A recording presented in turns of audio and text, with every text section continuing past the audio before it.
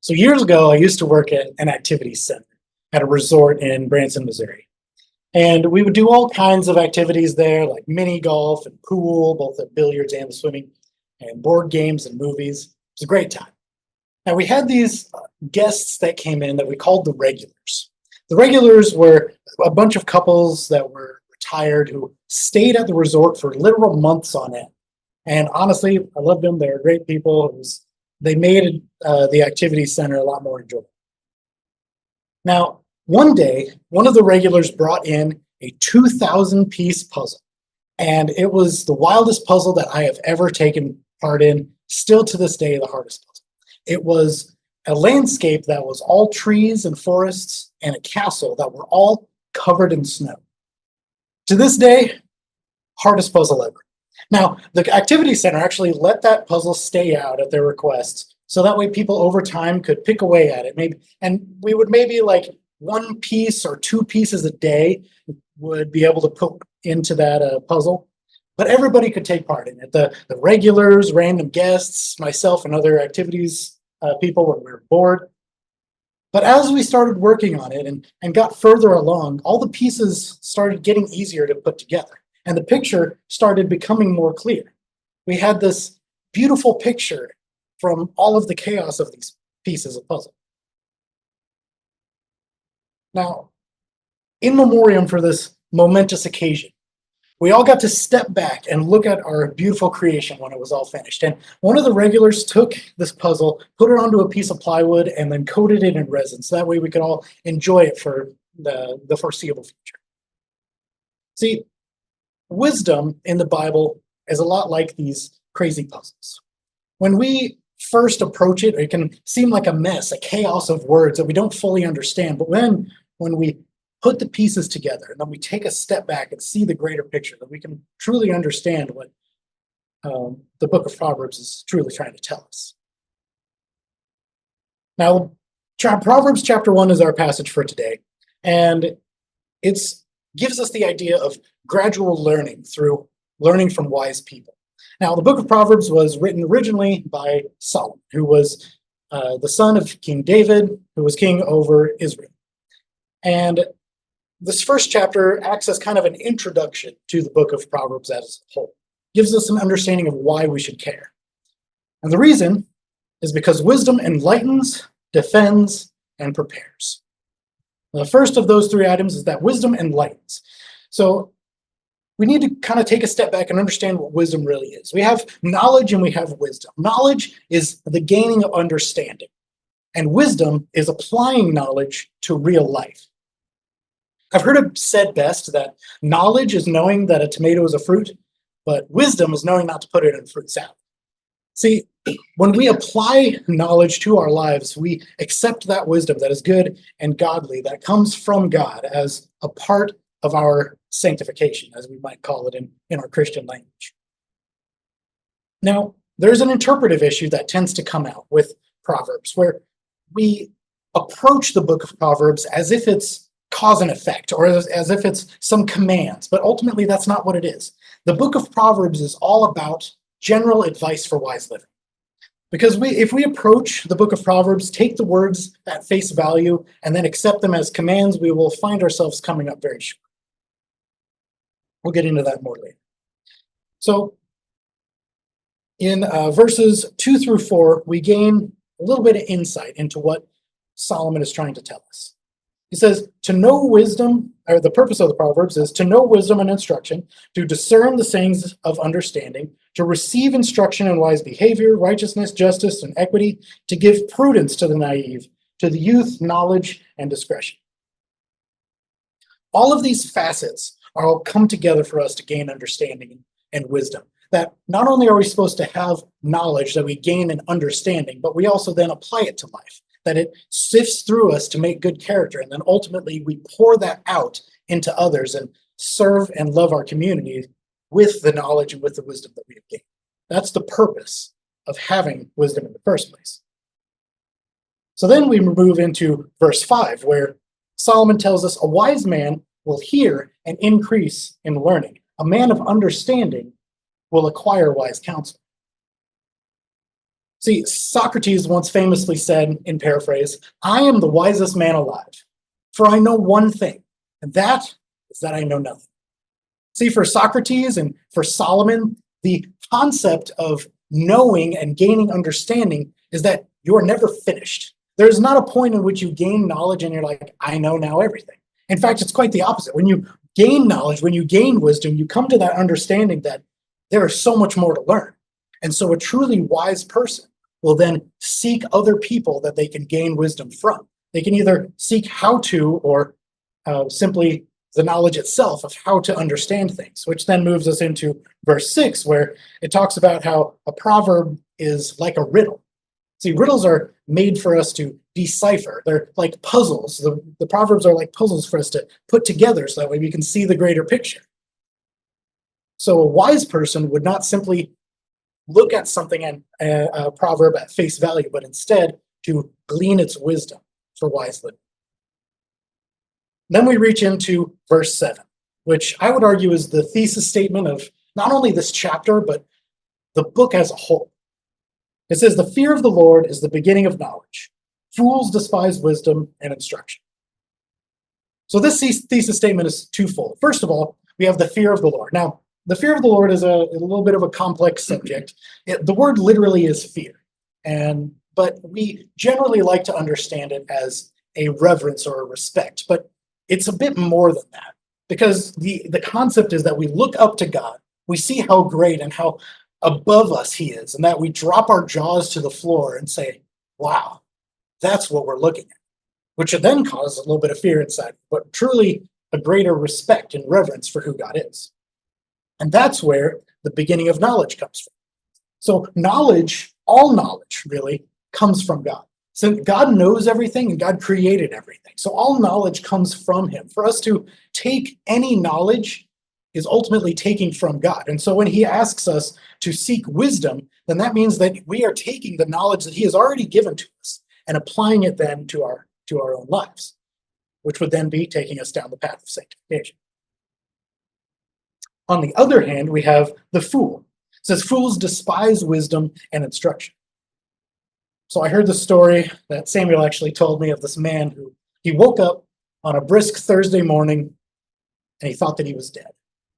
See, he had this nightmare that he had died and that he woke up and now he's cold, and so it's reaffirmed. So he turns over to his wife and he's like, "Honey, I think I'm dead." She laughs and thinks that he's joking, but he's like, no, I think I'm dead. So she looks at him and she pokes him and prods him and talks to him so she can feel and touch and hear and see. All of his senses are working. So she's like, "Well, you're clearly alive." And it's like, "I just don't think so." So wife's like, "All right, so what if we went to a doctor? The doctor would be able to tell you that you're alive, right?" Husband's like, "Yeah, I think so." So they go to the doctor and, they come into the hospital, which this afterlife hospital looks really realistic, he thinks. And they get into the doctor, they take some tests, take some blood pressures, some pulse, all kinds of things that go along with it. Sure enough, guy's alive. So the doctor looks at him and goes, "Yeah, you're alive." Husband just goes, I really don't think so." Doctor's like, "All right, so what would you think that would make somebody dead or alive?" And husband goes, "Yeah, I don't know. I guess I'd know when I see it." So doctor, frustrated, he's like, "All right, well, do dead people bleed?" And the husband's like, I don't think so. I don't think dead people bleed." So doctor's like, "Great, I have an idea." So he grabs a pin, he pricks the husband's finger, and he starts to bleed. Sure enough, he's alive, right? Well, the husband, looking at his finger, he goes, "Wow, I guess dead people really do bleed." See, like ultimately, this man is a fool in the eyes of Solomon. He was given many opportunities for people wiser than him to give him the knowledge and the understanding, but he would have to change his own mind, change his own heart from what the perspective he currently has is. But he refuses to. For us to be foolish is to not accept the type of wisdom that comes from Scripture, but instead just be stuck in our own ways and not change in the way that we need to. So as we've talked about how wisdom enlightens us, second aspect is that wisdom defends. In verses 8 and 9, wisdom, this actually gives us the idea that wisdom makes people look intelligent, really honored and wealthy, influential, makes you look greater than you are. And in fact, in verse 8, Solomon refers to his reader as my son. Now, take a little side note here. When he talks about his son, some people argue that it literally is his son, in which case it would be Rehoboam, which would be the king after him, who notably is not a very wise king. Some people actually argue that it's not literally his son, but it's the people of Israel. He's referring to his subjects as his children, if you will. And it doesn't really matter which one it actually is. The idea is that Solomon is providing this wisdom not as a ruler, a dictator, or someone in power, but as a loving father who wants to impart wisdom to his child. And that's where we then get this book of Proverbs as it continues on. Now, we move then to verse 10. In verse 10, Solomon tells us, my son, if sinners entice you, do not consent. This is the most straightforward and basic wisdom you can ever receive. If you are lured into sin, don't do it. You can end it right there. We could all be done and go home. But the problem is that, of course, it's a little bit more complicated, which is why Solomon continues giving what I like to call the sinner's monologue here in verses 11 through 14. Now, these sinners here are most likely the fools, the morally deficient people that were referred to back in verse 7. They say, come with us. Let us lie in wait for blood. Let us ambush the innocent without cause. Let us swallow them alive like Sheol, even whole as those who go down to the pit. We will find all kinds of precious wealth. We will fill our houses with spoil. Throw in your lot with us. We shall all have one purse. So the idea here is that the sinners, the fools, are all trying to entice the son, say, hey, come join us, because there will be a lot of ways that we can have thrills and money, and surely they probably would. But the problem is that ill-gotten gains don't last. And in fact, I actually want to focus a little bit on verse 14, which is really interesting, where it says for them to all throw their money together in one bag. This seems to be a very clear sign of deception, that the sinners are calling the son into a position where they can take advantage of it. Now, we'll come back to this in a couple of verses. So be on the lookout. Now, in verses 15 and 16, Solomon essentially gives his very simple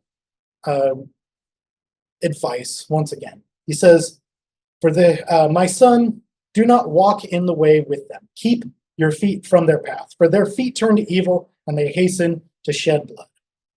In other words, stay away from the path of what sinners are doing, because it's twofold. On the one hand, if the son was to continue on that path, first of all, they know that this path right here is where the sinners are, where the criminals are, where the fools are. And so you would become enticed with them if you continue down that path. Or if you don't become enticed with them, you can also become a victim of them if you stay on that path. So it's better to just stay clear of sinners altogether in the ways that they're attempting to entice you. In a more metaphorical sense to apply to us, this is saying that we should stay not away from people, but really away from the sin that seeks to ensnare us.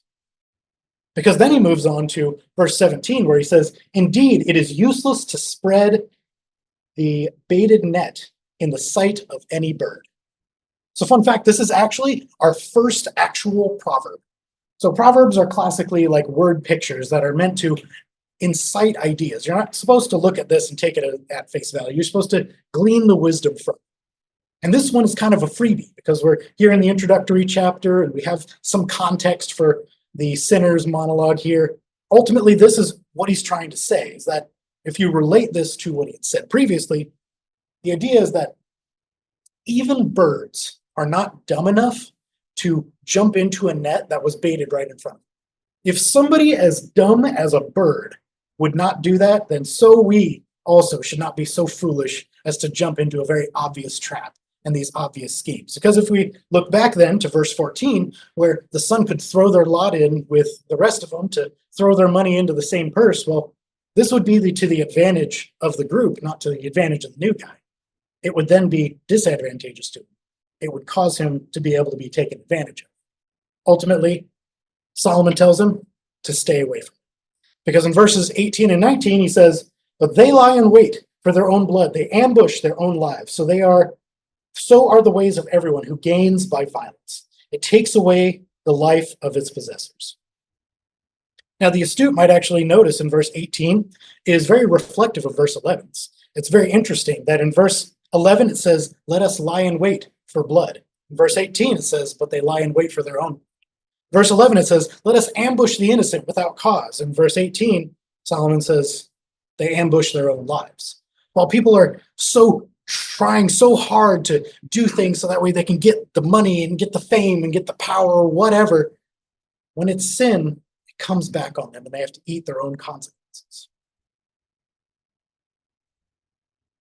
So Solomon is telling his son to stay away from sin. We finally move into the last idea, which is that wisdom prepares. So imagine for a moment two builders. There are these two builders who want to build some beachfront property. Now, the first builder goes out into the beach and he really wants to build it right as close to the water as he can. So he sets his foundation and he builds the house so that way he can walk out the back door and he can stick his feet into the water and get the sand and the water all in his toes. I guess he likes that. And he is excited to have built it in record time and relaxes. Another builder nearby wants to do the exact same thing. So he looks up at the shoreline and sees some very obvious issues. So he backs up his construction a few hundred feet in order to build on a more solid foundation. In doing so, he builds also in record time, and he enjoys his home as well. A few months pass, and an unbelievable record-breaking storm comes, and it washes the sands, and it hits the walls with the craziest wind that you've ever seen. And the house that was built as close to the beach as possible, well, it kind of crumbled. The waves crashed up against it. The wind pushed the walls down, and there was nothing left. Meanwhile, nearby, the man who had built his house on a more solid foundation had found that he had no issues. He was able to simply sit back and relax as the water and the waves crashed up close to him. Had nothing to worry about. See, these two people, the only difference is preparation. By listening to the ideas and the concepts of wisdom, the second builder was able to preserve his house from being destroyed. And it's this kind of idea with, in not so many words, that Solomon is trying to get across. Now, in this final section of Proverbs 1, we have wisdom personified as a woman. A lot of people like to refer to her as Lady Wisdom. She's actually a recurring character throughout the entirety of Proverbs, and be on the lookout for her as you're studying Proverbs. And you'll notice in verses 20 and 21, she's referred to as she. So Lady Wisdom here says in verses 20 and 21, "Wisdom shouts in the streets. She lifts her voice in the square. At the head of the noisy streets, she cries out. At the entrance of the gates in the city, she utters her sayings." The idea here is that it talks about gates and cities and streets, and so many of these pieces of the city. The idea is that wisdom is speaking for everybody to hear. Wisdom is easily accessible to anybody who has an ear. And there are people who are hearing, but maybe not listening, because those are the very types of people that she talks about in the next verse. In verse 22, she says, "How long, O naive ones, will you love being simple-minded? And scoffers delight themselves in scoffing, and fools hate knowledge." She gives three types of people: the naive ones, that is, the people who are ambivalent, they don't care, they're just like whatever. There are the scoffers who listen and they go, whatever, who cares? That's not going to apply to me. And then there are the fools who we've already talked about. They hate knowledge. They don't want to gain understanding. It's these types of people that wisdom calls out. And I kind of want to just read out the verses 24 through 32, because wisdom starts with this instruction of how everything is going to start with her not being listened to and end with death. She says, "Because I called and you refused, I stretched out my hand and no one paid attention, and you neglected all my counsel. I did not did not want my reproof. I will also laugh at your calamity. I will mock when your dread comes. When your dread comes like a storm and your calamity comes like a whirlwind, when distress and anguish come upon you, then they will call on me, but I will not answer. They will seek me diligently, but they will not find me. Because they hated knowledge and did not choose the fear of the Lord, they will not accept my counsel. They spurned all my reproof. So they shall eat the fruit of their own way and be satiated with their own devices. For the waywardness of the naive will kill them, the complacency of the fools will destroy them. See, here it's so ironic what wisdom is talking about here, because earlier in verse 23, wisdom was offering her teaching so freely, telling anybody who would listen. And then in verse 28, she refuses to help people whenever it comes. See, when they turned their backs on her, she finally then turned their backs on them whenever calamity came, as she knew it would. And in fact, she has no sympathy for the fool. Fools will play the victim card and say, I couldn't have seen this coming. But ultimately, the wise are the ones who look at a situation and prepare for it. So remember those builders. The first one probably looks back afterwards and goes, I should have built this on a more solid foundation. But it doesn't do them any good, because the damage is already done. They already have to pay for what has been done to their house. But maybe, instead of, after suffering the consequences, instead of remaining a fool, they can become wise. They say, after all, experience is the best teacher. So then finally we reach verse 33, the final beckon of Lady Wisdom. She says, but he who listens to me shall live securely and will be at ease from the dread of evil. She's saying that it's not too late, that she is right now on the street corners shouting out for people to listen to her, and that we should listen to her. That there's no guarantee of a perfect life, that everything will be all hunky-dory, but ultimately there is a guarantee that all wisdom is from God, and it is for our benefit, for our sanctification. You may be that first builder, so you can prepare then for calamity by following God's wisdom. Because the Proverbs here, this wisdom literature is trying to attempt to give us wisdom from God. It's also trying to help us live in accordance with God's principles and ultimately prepare us for the inevitable challenges and troubles that come along with it. In other words, Proverbs is trying to tell us that wisdom enlightens, defends, prepares us for the things that will come in our lives from henceforth.